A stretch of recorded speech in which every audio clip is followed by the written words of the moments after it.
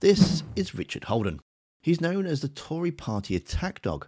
A couple of years ago, he saw a career opportunity and put pressure on the police to reinvestigate a perfectly legal curry. And that was to deflect from the bad press that Partygate was dominating the news. He contacted his friends in Daily Mail and they gave him 10 front pages in the lead up to the local elections. And yet they still lost over 300 seats. Fast forward 2 years and now he's the Conservative Party chairman. This time James Daly has also seen a career opportunity and either followed in Holden's footsteps, or this is just another one of Holden's plans and Daly is just a loyal lapdog, because they've done it again. Angela Rayner sold a house over 10 years ago, and there might be some confusion on where she was living at the time.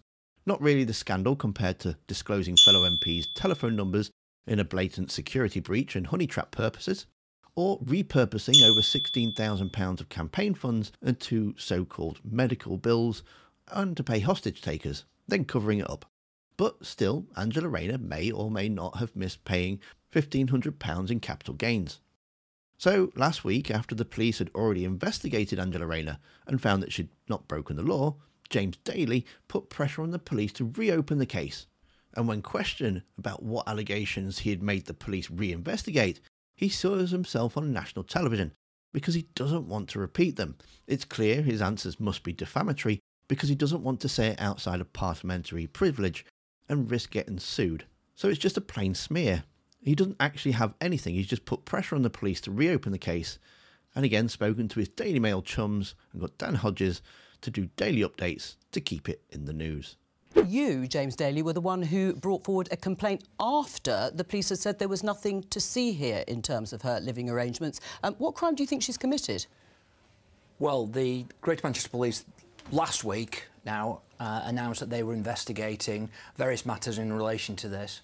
And therefore, I think it's perfectly appropriate to allow that investigation to proceed. And I think there's, you know, Keir Starmer is a former DPP, and I think other Labour spokesmen have said this morning that let the police do their work, and we shall see at the end of that what the situation is. Right, but what is it you think she's done? If the police had originally said they didn't think there was anything to actually respond to, what is it that you've brought to light that has changed that? The situation is that information was provided to Greater Manchester Police as per any other person making a complaint or a potential complaint. Greater Manchester Police have assessed that. They are now carrying out an investigation, and I think that we should allow them to carry out that investigation. But I still don't understand, what's the offence that you think that's been committed?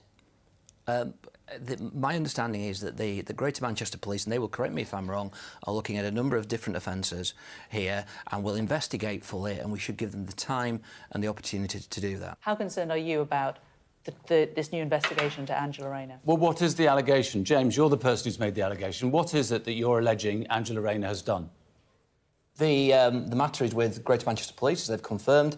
You wrote to them to demand that they investigate something. What did you ask them to investigate? Just shout a bit louder, just so none of us can hear. Unlike Chris, who shouts and makes all sorts of public allegations, what I want to do is an allegation has been made to the police. The police are investigating that. Let's give them the time and the opportunity to do that, which I thought was the Conservative Party, the Labour Party's position. What do you think she's done wrong? I've just answered that question, and this is typical of what we go here, shouting very loudly. But what are your concerns? What are the concerns that you put to the police?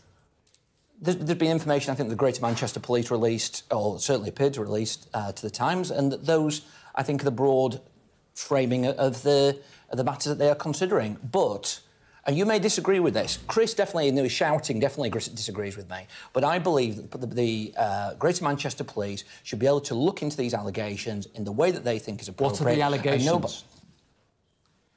I don't understand why you're not comfortable saying. Well, we clearly have a different point of view.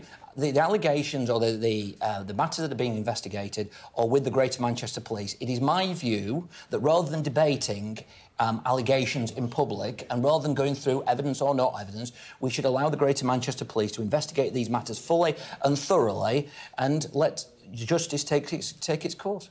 Sorry, can I just jump in? Yeah. You wrote to the police. Did you not put concerns with allegations? Didn't you write to them about it? Am I misunderstanding?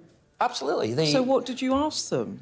Why won't you say it's I asked, no. Well, this is it. This is the difference of opinion which clearly I am in a minority in respect to this. I asked the police to investigate certain matters that were in the public domain regarding regarding certain things. My point is, which I don't think is an unreasonable point, is that I want the police to be given the time and the space to be able to investigate those matters. That was the Labour Party position.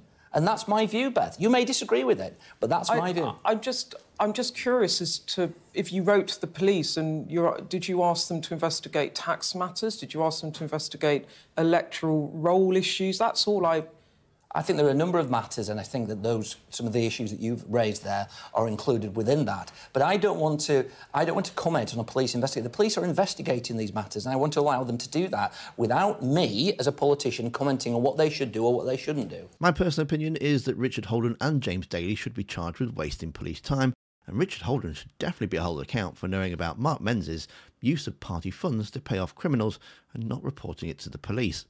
James Daly has also spoken to Tory mouthpiece Laura Kay because she's keeping it in the news by putting it above stories such as legislation to protect women and girls from violence. And she gets called out on it on her own show, which she wasn't clearly very happy about, and tried to move on very quickly. You can watch that in the video that's on screen now. Thanks for watching. Don't forget to hit that like button, and I'll see you next time.